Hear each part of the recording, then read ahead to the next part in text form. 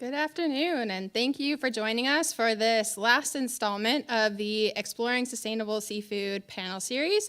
My name is Kim Thompson. I am the director of the Aquarium of the Pacific's Seafood for the Future program.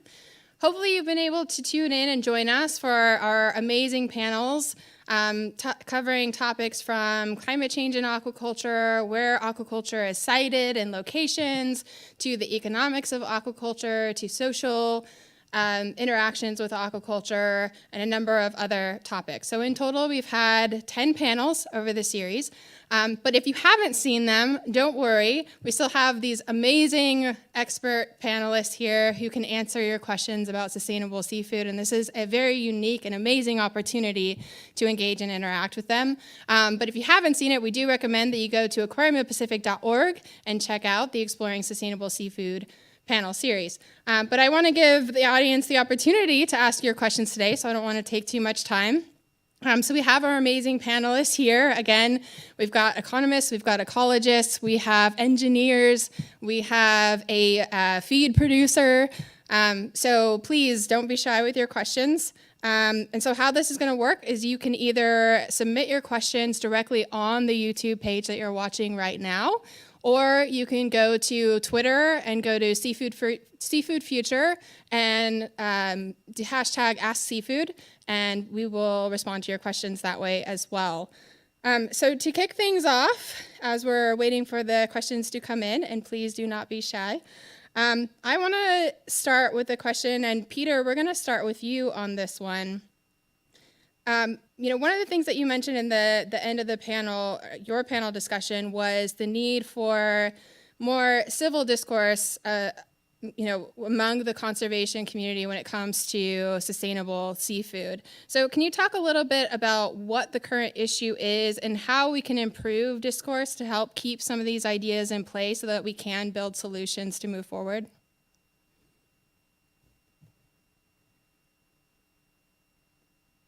Are you on mute? I think you're on mute. Peter, I think you're on mute. You're absolutely right. Sorry. That's okay. Amateur move. So thanks, Kim. And what I was saying just to myself a moment ago was, I'm sorry if I had implied that we have uncivil discourse. I think we have excellent and it's very civil discourse. But I think where I was going with that comment that you've picked up on is the issues that motivate organizations will often be very different. Sometimes they will align and they will also change. But I think we can easily get trapped in either presuming what others care about or are institutionally motivated to address and not be up to date, or we just don't share enough, we just don't communicate widely enough. At least maybe, I mean, this may be a function of being based in Canada in a small city, and so I don't circulate in the larger groups that maybe others do, but I think it can be very, we all are interested in advancing sustainability of seafood systems, often in very similar ways. The opportunities for sharing those ideas are far less frequent or effective as we might think. Does anybody else have anything to add to that? I mean, is there a challenge for us right now if we're trying to move forward these innovative solutions? And, at times it does seem that we all kind of have our kind of set ways and how we want to approach these solutions. So what are your recommendations for moving forward so that we could start coming together, even if with our differences, and moving these solutions forward? Does anybody want to try to tackle that? All right. So I'll make a comment, Kim. Yes. Just maybe to spur some discussion. My perspective is maybe a somewhat different one, similar to Frank's, in looking at the broader market and consumers. And quite honestly, we're talking about, when we talk about sustainability of seafood, we're talking about, from a consumer perspective, sort of one slice of the broad seafood market. what I see when I look at seafood in the United States is that I see a lot of consumers who are really not very sophisticated or not very knowledgeable about seafood in general. The per capita consumption in the US is low compared to the rest of the world. A lot of people in the United States did not grow up eating seafood. And so I think there are more and more people that want to eat seafood and they want to make the right choices and they want to choose sustainable seafood, but they're afraid of it. They're afraid of contamination. They're afraid of antibiotics. They're afraid of food safety. They're afraid of how to cook it. So I think there's a broader issue underneath all of this related to the need for a huge national continued ongoing efforts to help consumers understand and the general public to understand seafood in general and find ways for technology to make that information about sustainable choices more readily available to them, is my perspective. I think there's a broader problem, not just sustainable, but a broader understanding of seafood in general on the part of many consumers in the US. And I think that's a good point and a good segue to another question, which is, oftentimes, when we talk about sustainable seafood, we do tend to focus on the consumer. But is there a value, and Paul, we're going to start with you on this one, is there a value in educating broader public audiences about sustainable seafood? And what is that value? Why should we be doing that? I do think there is a value for a couple of reasons. One, maybe Americans will start to eat more seafood if they know about it, and we know there's health benefits and there's all sorts of societal benefits if that were the case. And I think in educating about the different food production systems that make up seafood, when we have societal discourse about social license and regulation and ability to operate, say, in the Commonwealth, if you're operating in a marine environment, those conversations will be more informed. There's always emotion, but if we had a few more kind of common understandings as a foundation of those conversations, I think that they go a lot smoother. And Danielle, do you have anything to add to that about educating broader audiences about sustainable seafood beyond consumers? Sure, thanks, Kim. At NOAA, we think that education is one of the critical components to advancing marine aquaculture. For one, the marketplace isn't necessarily where the conflict with aquaculture is showing up. We import over 85% of our seafood in the United States. More than half of that is farmed, and it flies off the shelves in these supermarkets. So it's not necessarily in the marketplace where the concern is really manifesting. We're seeing it show up in other places related to concern about industrial growth near our coasts and sort of these concerns about sharing the resource and making sure that everyone has enough room to do what their typical activities are in addition to aquaculture. Of course, I'm talking about the marine environment. The more that we can bring people into that conversation and educate people about what aquaculture looks like today, that it's not the same as aquaculture from 30 years ago or 40 years ago, and that we have space in our coastal environment. We just have to go about it in a science-based way. I think that that's where the real rubber meets the road in advancing the dialogue for aquaculture writ large in the US. So it's about getting people to understand the actual process of, in this case, farming seafood and what that looks like and who's doing it and where it is. And it's also about then that political process of actually getting the farms in the water versus just the marketplace, right? Exactly. So we have a question here, and I think we might direct this one to Robert first. How does the proliferation of plastics in the ocean affect sustainable seafood?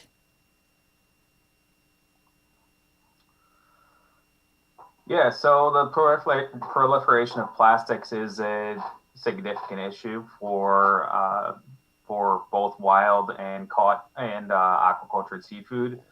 There are some studies out there that are showing that marine plastics may have some effects on bivalves. There needs to be some more research on that. Certainly plastics may hamper marine life. So plastics are a significant issue for us at TNC.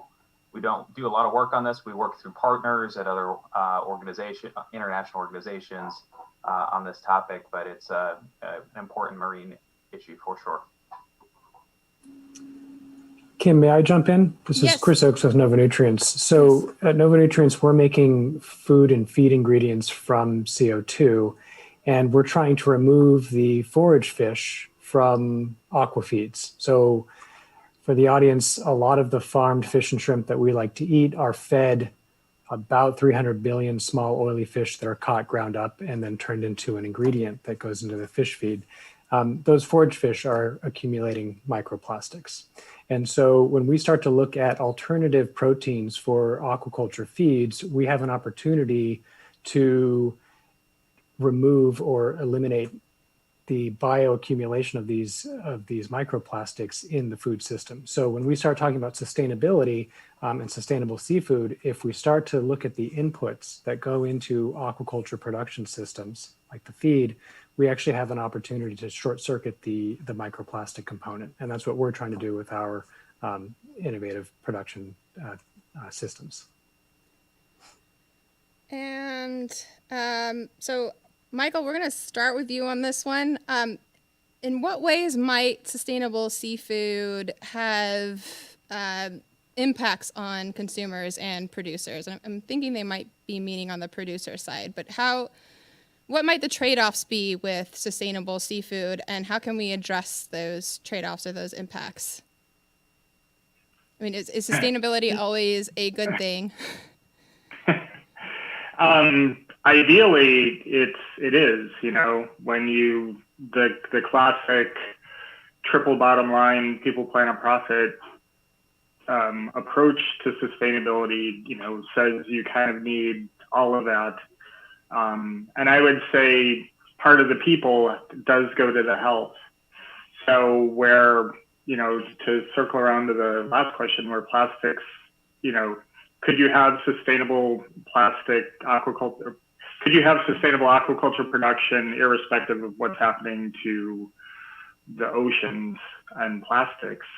Yeah, you could. By merging those two things together, you get an even stronger product. You know, where there is some pushback is there are costs associated, not so much with the sustainable production, but proving it and getting certifiers out there. And so that's where a little bit, you know, of the cost can come in. And companies have been working with how to make that, you know, much more cost effective. How do you get small farmers involved in these processes?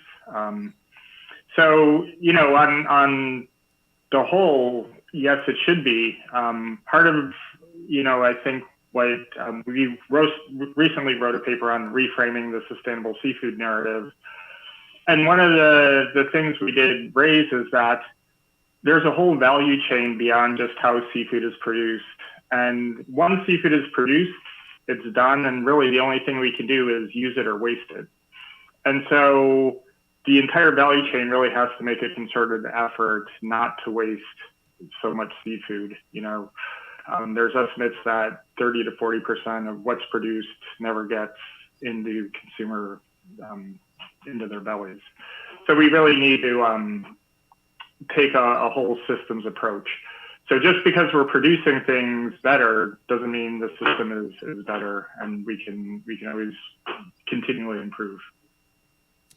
So, and you know, you mentioned the economics of it. So I don't know if Doug or Frank, if you have anything to add to some of the economic cost benefits to implementing sustainability, maybe for some of the producers. I can chime in. Kind of, in some sense, it's a funny discussion because sustainability is obviously good. On the other hand, the practical operation of it is hard. I know that there was a paper 2 years ago that showed that a salmon aquaculture producer can choose between 48 different sustainability labels, which means that they can optimize and they can choose a cheap, not very demanding label. They can choose the ASC, which is regarded as the gold standard. Different markets have different preferences for both what is thought of as sustainable and how you are to achieve that. And for a company, it becomes a bit like, what is good for my company? Because if I'm going to be economically sustainable, I have to avoid going bankrupt. And given that I can avoid that, then I can choose to organize my process, a production process, to target specific markets or specific market segments.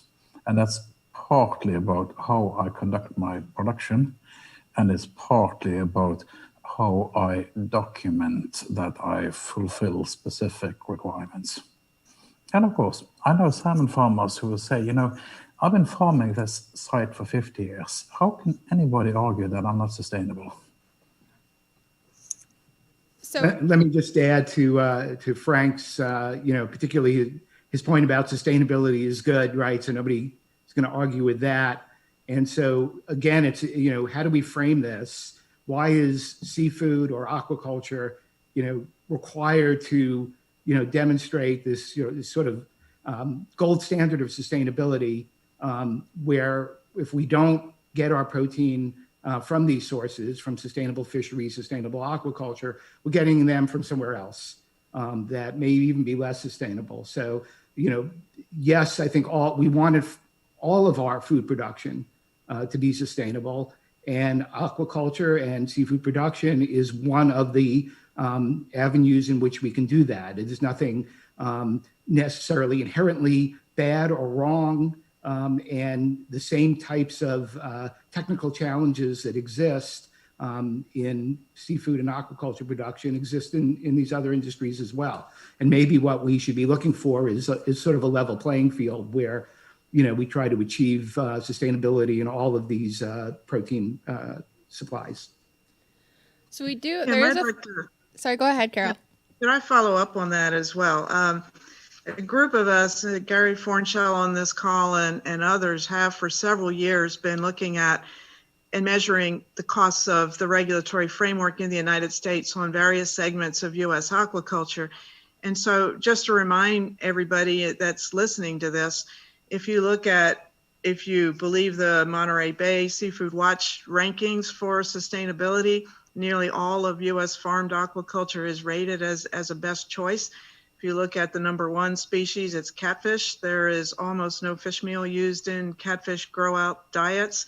There's no discharge from those ponds, and the same is true with trout. So in the United States, there's a highly regulated environment that maintains the sustainability of aquaculture production in the United States. And that's why the main species like catfish and trout and a host of others are deemed as sustainable choices. But there is a cost to those regulations. And I'm talking about laws and rules on the federal and state level with strict enforcement, with a great deal of testing, unlike the lack of testing in many certification programs, but a lot of rigorous testing that the farms incur. These costs are very high on U.S. aquaculture farms. We're measuring those on catfish now, but with trout, I believe it was 25% of total costs of production. In some cases, these costs are redundant with redundant and duplicate kinds of reporting requirements and those sorts of things in the United States. So there is a cost to it that U.S. producers are incurring just given the laws, aside from what they pay to engage in third-party certification programs. There's a fairly substantial cost. But when we import more food and do not hold them to the same sorts of food safety or environmental standards, as Doug just pointed out, when we do that, then what we're really doing as consumers when we choose these products that are not raised to the same standards as in the US and the EU, we're essentially exporting that sort of pollution elsewhere. It's sort of just transferring that overseas. And it's something that's really important to understand. I think we definitely need some sort of aquaculture literacy program to help people understand the realities and the science behind U.S. aquaculture now that is considered highly sustainable now, but there is a cost that producers have to pay and compete in a marketplace with less expensive product that is not held to the same environmental standards as U.S. aquaculture. So there are trade-offs. Really quick before so one thing I forgot to mention, so we have Stephanie here, who is our lawyer and regulatory expert, and she's only here for a few more minutes. So Stephanie, we do have a regulatory question that I'm going to ask you before you jump off, which is, what restrictions are on farmed seafood? Are there specific regulations, and are those regulations on a country-by-country basis? Yes, thanks, Kim. Yeah, so yes, every country, has their own regulations regarding aquaculture. It's not just on a national level. It's on national in the United States. It would be the state. There's also sometimes local regulations depending on where the farms are located. This would be true in Canada. The provinces would have their own regulations as well. So one thing about aquaculture is, yes, it is regulated. There are a lot of laws that apply to operations. They vary depending on the species, the location of the farm, the type of aquaculture operation they're doing, whether it's recirculating or a land-based system or offshore. And so, yeah, it takes a lot to figure out what's going on if you are looking at more than one location. And I think Sarah, Sarah, can you talk a little bit? I know that you guys have done a little bit of work looking at presence, absence of aquaculture, depending on the regulatory or the environmental impacts, I think, of aquaculture, depending on the regulatory infrastructure in different countries. So can you just elaborate on that a little bit? Sorry, can you repeat the question, Kim?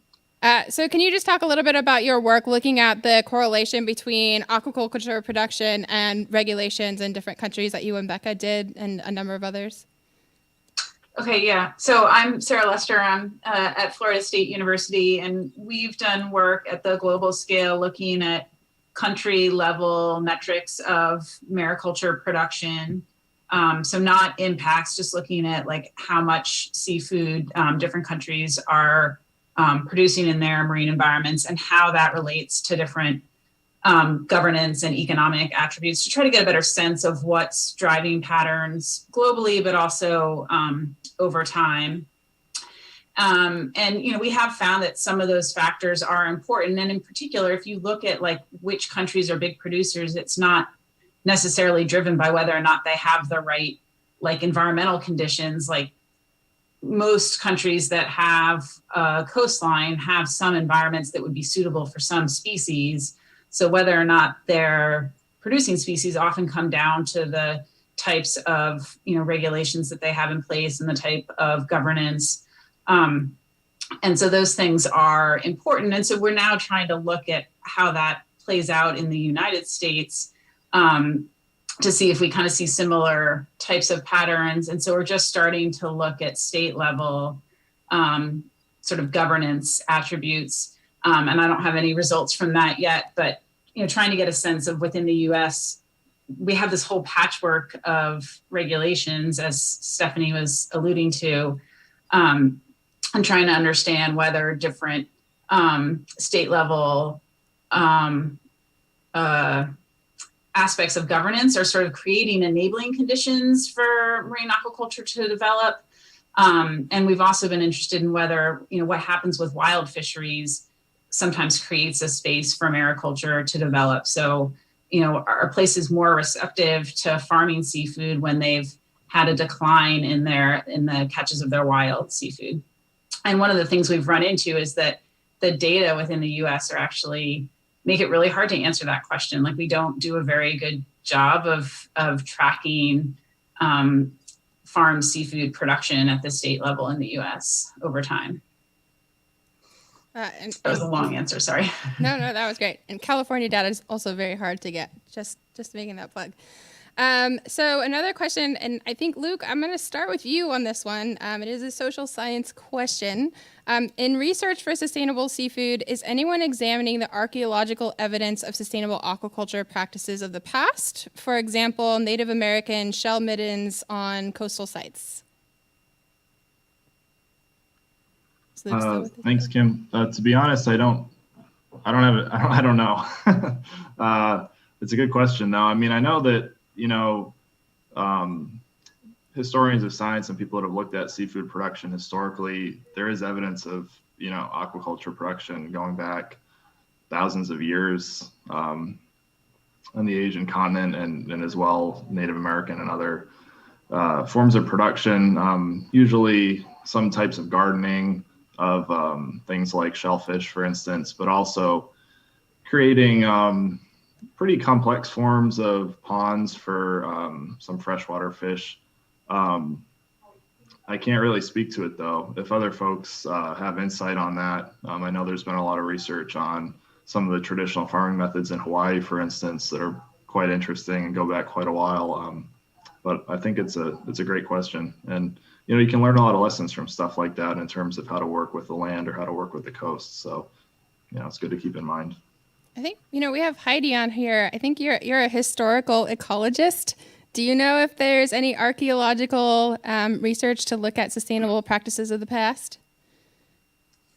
Yeah, and hi everyone, and thanks for having me from Australia. So there is a bit of research, I think, around understanding the, I think, sort of the length and the types of practices in aquaculture historically, and lots of people do refer to China as being that sort of seed of aquaculture development, but increasingly we are seeing other examples, and one of the ones that I do love is actually Aboriginal aquaculture in Australia. So there was recently the declaration of a UNESCO heritage site here in southwest Victoria, which we do believe was one of the oldest aquaculture sites in the world. So Australian Aboriginals used to form complex ponds along the Murrumbidgee, and so Budgebim actually has some remnant stoneworks from those ponds. So adding, I think, to that sort of future narrative around how do we understand the time over which aquaculture has occurred, and how do we put that into a more simplified and a really nuanced approach to aquaculture for the future that brings in some of those social elements. So we've had a lot of talk here about sustainability, but how do we genuinely link what is ecological sustainability, the economic part, the social part, as well as the ecological and environmental part of that as well. And that's where I think a better understanding of historical aquaculture and some of the practices that occurred could really bring that to the fore. There's not a lot of work in that space though, and I do think it's something that we could engage with a lot more, definitely. In a little more recent history, there's carp ponds in the Czech Republic that were built in the 16th century and they're still in use. So super historical long-term use. And currently those ponds are sites of great activity, camping, rowing. So there's aquaculture history all around us. And hieroglyphics have a Nile tilapia production on them. So we know it's been going on for a long time. Dave, you have something to add? Yeah, I mean, I think we have to be careful of seeing piles of fish bones and saying that was aquaculture. I mean, this is one of the difficulties, isn't it, of linking, looking back into the archaeological record. I mean, the evidence of ponds and of controlled water suggests, particularly in freshwater systems, that people needed to control water as civilization spread, whether it's, the Anchor Empire in Southeast Asia or whatever. But how much fish was grown for food is still subject to speculation, given that almost certainly the wild fishes were still intact. I mean, the ones that are usually headlined as being the oldest with the greatest need are the areas where there's been long-standing high populations and probably deteriorated fisheries. So the the southern part of China for freshwater, the mulberry dike systems that were so important in those areas, and the brackish water tambaks of Java and the Philippines. These are generally recognized as being the most widespread in those regions and important in terms of being an activity as aquaculture actually providing food. So, but we do have some historical knowledge, but it sounds like from what all of you are saying, this is definitely an area which we could greatly improve in terms of our research and knowledge so that we can build off of that for the future. So another question that we have, and I'm going to start with Rob on this one. What are some of the job opportunities available to work in sustainable seafood? Yeah, thanks, Kim.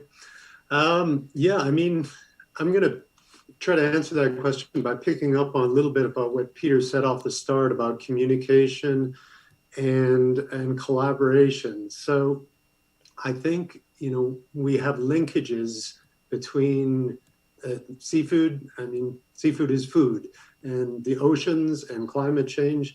And so I think the job opportunities have really exploded in terms of how all these different things connect together. And we know that seafood and responsible aquaculture need to be a greater share of our food production system in the future.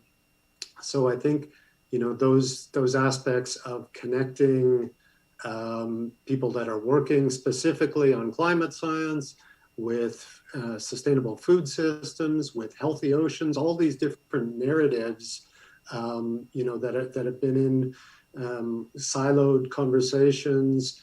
I think where, you know, the value of expanding job opportunities will be is where we can kind of redraw those boundaries for collaboration and find folks that can navigate across some of those areas and really act as connectivity agents and networks to bring those conversations to a more collaborative and unified approach.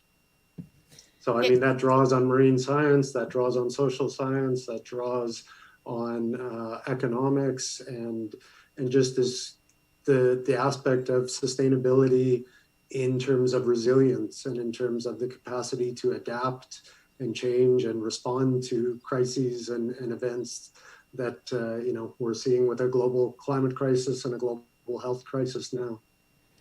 Yeah, and we have a great example of the diversity of career opportunities right here on our screen. And again, if you go to aquariumpacific.org and go to Exploring Sustainable Seafood, you can see all of their bios. So on the note, though, of jobs, Dick, I want to go to you. You are a farmer on here. So can you talk a little bit about working on an ocean farm? Sure. Thanks, Kim. You know, people think about open ocean aquaculture and our cages that are out at sea, but we have a fully integrated operation. So we have a brood stock, about 600 fish that spawn on a weekly basis. We've got a larval rearing tent where we grow those spawned eggs up until 1 gram fish, and those fish need to be cared for, fed with live feeds. We then transfer to a nursery where we grow those 1 gram fish out to about 60 grams before they go offshore. And once the fish grow to market size, we then have a full supply chain where we process, pack, ship, and sell. And so our operation, even though it seems just simple to say that we raise fish, there's a lot of detail that goes into it. We hire a lot of people from the academic community. A lot of our staff came from programs through great universities like the University of Miami, but there are several that produce, you know, well experienced, you know, smart young people that are looking for jobs in the aquaculture sector. We're always looking for great people, and there's certainly, at least for us, not a shortage of jobs to do. So even within the farms themselves, there's a lot of diversity in terms of expertise. So Tyler, I want to talk to you a little bit. So you also have a really cool job in this area that a lot of people probably don't think about, which is designing these tools and resources to farm these animals. So can you talk a little bit about what you do? Absolutely. So I work with the Novasc, and we're actually quite diverse now. The area that I work in is producing equipment for open ocean aquaculture. But we also have a division doing land-based systems, hatcheries, nurseries, RAS systems. We have a division doing instrumentation. We call it aquaculture intelligence, temperature loggers, geo loggers, all of that. And we actually have a division doing fish tracking. So it's sort of more ocean and fishery sustainability. And like you said, it's a diverse group. A lot of people think about biologists when they think about aquaculture. That's my background. But I'm in the office right now and it's almost all engineers here. We have a bunch of software engineers on staff, a lot of finance people, and it's really beneficial to have people in finance who have an aquaculture background, and that's a hard thing to find. And then also as we liaison with clients and talk to different people in the industry, it's extremely valuable having contacts of people in any different field. I mentioned engineering, but banking, law, all these disciplines, it's super useful to have people with that background and an aquaculture background, and that's quite rare. So I talk to students a lot. I gave a lecture just yesterday, and I tell them, regardless of what your background is, there's a career for you in aquaculture. And I think that's very true. On our panel, for those who watched, David Fredrickson was talking about the strengths of people, the value of human capital and having a well-trained talent pool. And I think that's absolutely the case. So I work with a lot of different people, and I think that's great, and it builds a strong industry. Great. So obviously there are diverse options. Did someone else want to chime in? Did I miss that? Yeah, I'll chime in. Chris Oakes with Nova Nutrients again. I think it's important to look at biomanufacturing and its role in the supply chain for aquaculture as well. So students studying genetics and bioinformatics, even looking at feed formulation, where we are biomanufacturing so many novel ingredients for animal feeds in general, and specifically aquaculture, having expertise in animal nutrition and feed formulation is an area, from if you go upstream into the process, we're seeking talent in those areas. It's bioprocess engineers are an important bit of human capital for us. So just to look at where biomanufacturing is going in the future. So that is a great segue to this next question we have. And I'm going to put this one to Michael first. Are fish farms required to use sustainable feed to be considered sustainable, or is it just the fish itself or the way that it's produced that makes it sustainable? Yeah, the common certification programs are the Best Aquaculture Practice, GAA, which kind of covers United States, the Aquaculture Stewardship Council, ASC is more in Europe.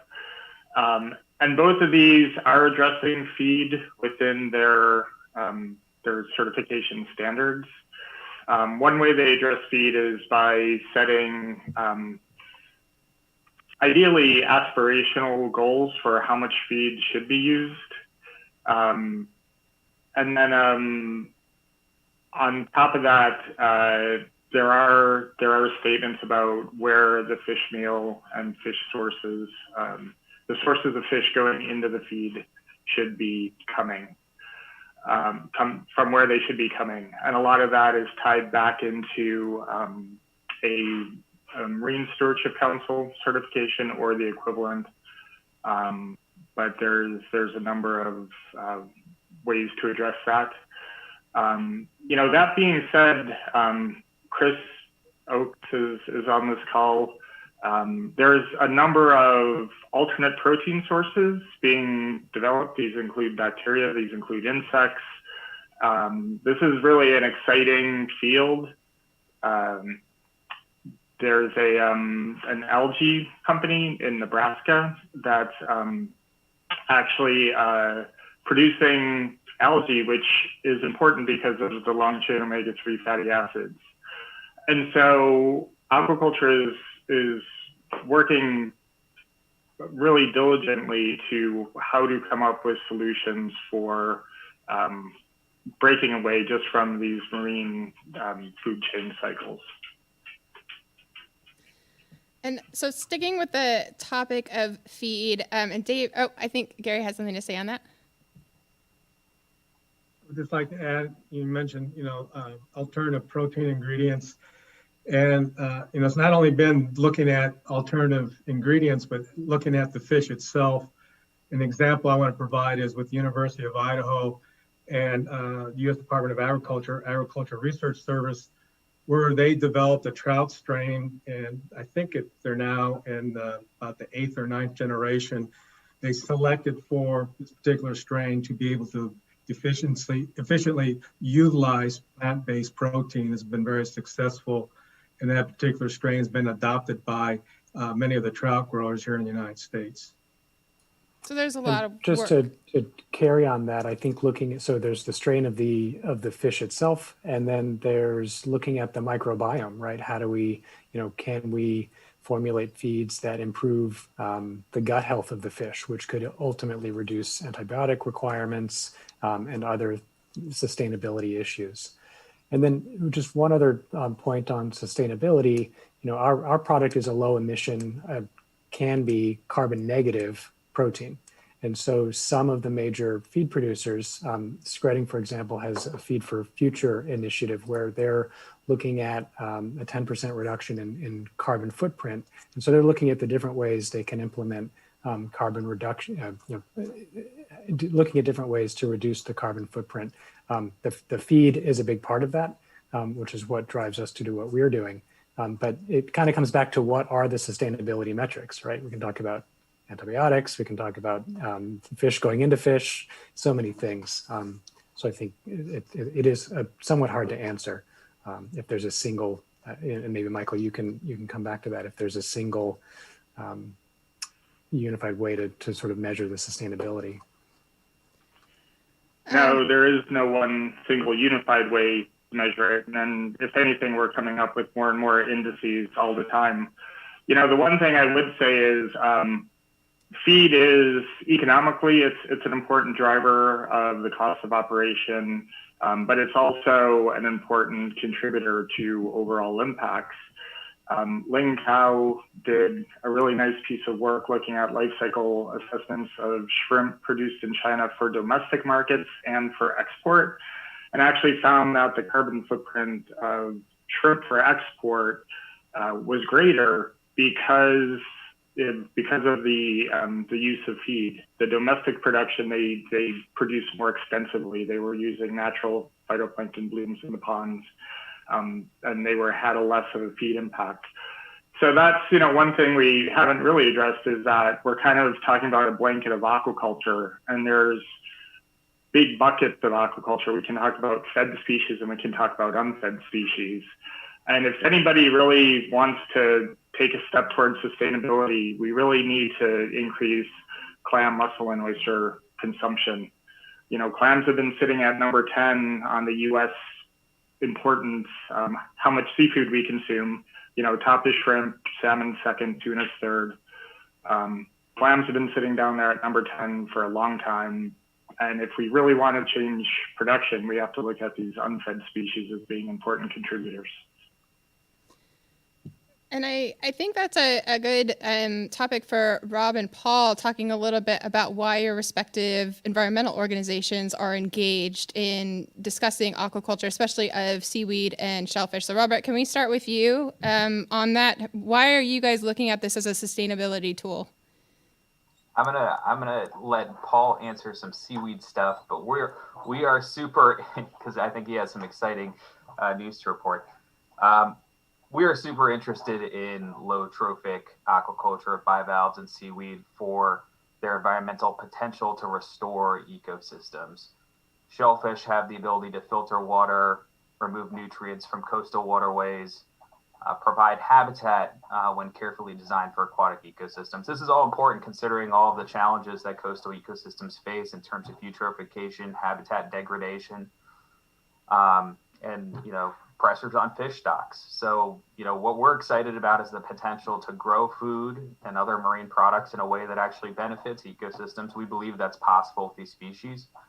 And a paper from one of our colleagues recently I thought was really interesting, showing the potential for bivalves around the world to be enormous, like 30 times more than what we can produce currently, at least.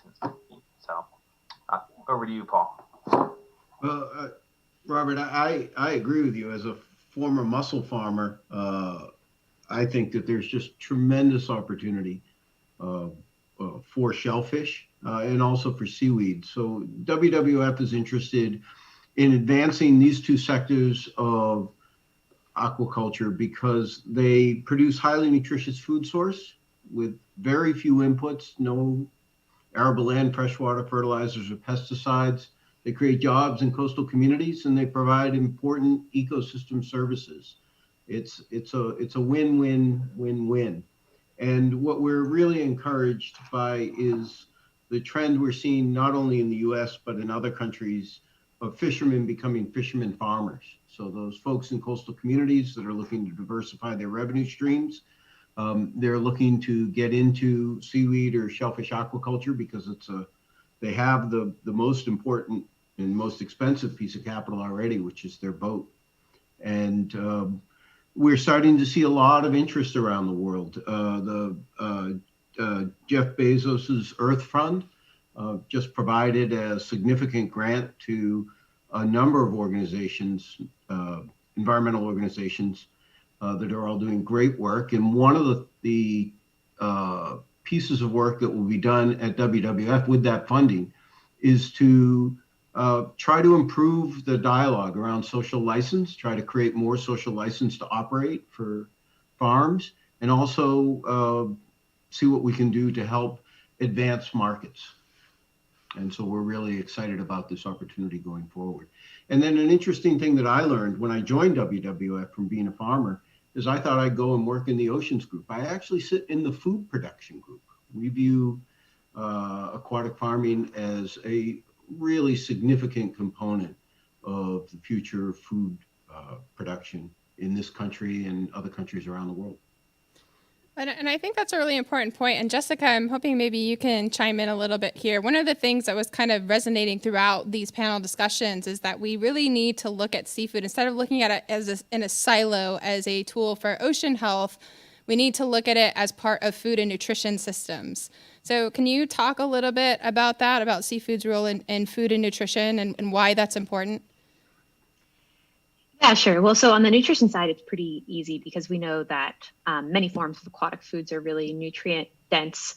But then when we think about both the nutrition and sustainability aspects being balanced, the sustainability piece is the one that's pretty tricky because, as Michael and others were alluding to, there are so many dimensions of sustainability and some are really unique to these aquatic systems. There's just nothing comparable on the terrestrial system side. Nevertheless, we really do have to say, when we're thinking about sustainability of any food item, it's really a matter of compared to what. There aren't any foods that are impact free, and we know that, and so it's all a matter of choosing the best option within that constrained space. So looking toward aquaculture, we know that it's still developing rapidly, and there's a lot of interest in pushing it in this direction of providing that nutritious and sustainable food. And that means we might have to take that nuanced view of what sustainability means and not try to just optimize one lever. It's not just about getting fish meal, fish oil out. It's not just about reducing soy and deforestation. So it's not just about the feeds. It's not just about on-farm practices. You really do have to take that broader view, which I think means really targeting producers, because this kind of messaging is really difficult for consumers. The labels right now are working toward including more of these metrics in, but it's a complex problem for even those of us who are trying on a daily basis to answer this very question, let alone a person making a decision at the grocery store. But we do have increasingly some simple messages about these unfed species that tend to be lower on many metrics. We are starting to see some of these labels encapsulate more of those impacts. And we know that many of them are already highly nutritious. And I think, as Michael's mentioned before, right, it's not just the producers, but it's a supply chain as a whole. But it is a minefield for consumers. And that's actually one question that we had, which is, how do we know which methods of seafood production are good and which methods are bad? I don't know who wants to take this. Anybody want to raise your hand? Well, Rob, let's start with you. What are some of the things that you guys are doing to help consumers identify sustainable seafood choices? Thanks, Kim. Well, I mean, so CPAC is an alliance of 10 leading seafood companies in the US and Canada. And, we're using our collective power within the industry, both as a lever to change production, but also with major retail and food service customers. And I think, we've adopted aquaculture, both advocacy and education, as a big part of our strategic plan, because we believe that, the messaging, needs to be consistent and it needs to be accurate. And so, moving beyond some of the historical issues that have plagued seafood production and kind of getting into understanding that, like Jessica just said, there's impacts across all food production, and in a more efficient or a resource efficient protein production systems like aquaculture, there's so much diversity that we need to look at what are those important elements relative to other protein sources and other types of food, and really look at it in a big picture, knowing that we need to contribute healthy food production and low resource use food production, and really the technology has come a long way, the practices have come a long way, and the opportunities in things like restorative or unfed aquaculture species shine more light on what is working, and move beyond some of those historical conversations about specific issues that the future is more ready to accept the role that aquaculture is playing and needs to play. So it's complex, right? So for consumers who really want to make a choice that they're comfortable with, there are certifications. There is U.S. seafood, which Danielle, I'll have you talk about Fishwatch in a moment. And U.S. seafood has to be labeled by law. And then you could, support businesses that have transparent sourcing strategies. But as our speakers have said, there are trade-offs and things that we have to weigh. And it's not just about those direct impacts that they might have with local ecosystems, but it's also about weighing what we're eating, and what those trade-offs are if we're substituting, for example, eating beef instead of that fish patty. So it is complex, and unfortunately, there is no one-size-fits-all, and I know this frustrates consumers to no end. But Danielle, can you talk a little bit about Fishwatch as a resource for people to learn more about responsible, well-managed U.S. seafood? Absolutely, Kim. So at NOAA, if you need a really easy tagline to remember, we say, eat American seafood. It doesn't mean that other seafood is not sustainable, but we know ours is. And one of the tools that's available through our website is a program called Fishwatch. And you can look up within Fishwatch any species that is caught in the US and grown in the US, and find out everything about its sustainability status with regard to how big the population is, how the fishery is doing, as well as information about where they live, how they grow, what the regulations look like. And that is a digest of information to feed your choices. However, again, if you aren't looking for something to dive into so deeply, which Fishwatch is a wealth of information, if you just remember to eat American seafood, you're doing the right thing already. And again, as we mentioned, it is a little easier to find the country of origin label. And again, of course, those certifications are also available, but there is no one size fits all. So Peter, I'm going to go to you on this one because it's a salmon question. So it's a Canadian question in this. Let's see. What is the truth about farmed salmon? I hear it's full of parasites. Full of parasites. So there are probably people, I'm not sure why being Canadian makes me an expert on salmon. Just because you have more salmon than we do, that's all. Okay. But Frank knows salmon really well. All right, let me just, before I pass the buck, all animals are subject to parasites, including humans. All animals in culture will be subject to parasites as well. There are certainly parasites that are problematic in farm salmon production, both from an impact on production perspective, because they represent a potential risk to the animal, but they also represent a potential risk from an amplification and retransmission into the wild perspective. No question, it is of great concern, both of those aspects. And as a result, parasite management is often, and specifically sea lice management is often a big feature of a lot of farmed salmon production. It's approached in lots of different ways. It is varyingly successful, but importantly, the parasites that farm salmon are subject to are not parasites that we are subject to. So I'm not sure exactly what the origin of the question is, but if it was from a human health perspective, and if I eat a farmed salmon, do I run the risk of being infected with parasites that they would have carried? That's not the case.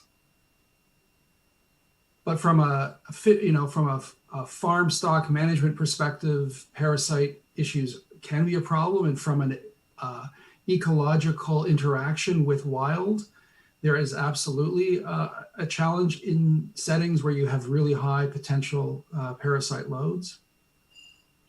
Both of those are actively managed, and they are often regulated in a lot of the settings that salmon are farmed. Frank, you want to add anything? I think that answer was perfect, sir. Hey, an A today. All right. Well, on that note, Tim, just to kind of keep a sustainability theme going, animal health is one of the foundational aspects of sustainability. If you have sick animals, economically, you're not going to be a successful farmer. You're going to have greater impact. Everything gets worse when animals get sick. A lot of times we forget that salmon are one of the least tolerant of increases in ammonia.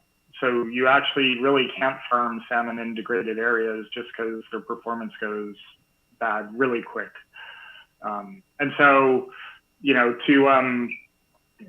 to push a book chapter I just wrote, it's, aquaculture health and animal health is the foundation for sustainability. So, yeah. Great. So I'll keep a lookout for that book. All right. Well, thank you all so much for attending this session. Again, I'm kind of nerding out here. This is actually a really amazing panel. I don't know if you guys really, it's an amazing opportunity. I really want to thank you all for taking the time. Thank you all in the audience for participating. Thank you for your questions. Again, if you want to learn more about the series and see these panelists in action on their full-length panels, you can go to aquariumpacific.org and look for Exploring Sustainable Seafood under our lecture series. Thank you so much. Now go eat some seafood. Bye.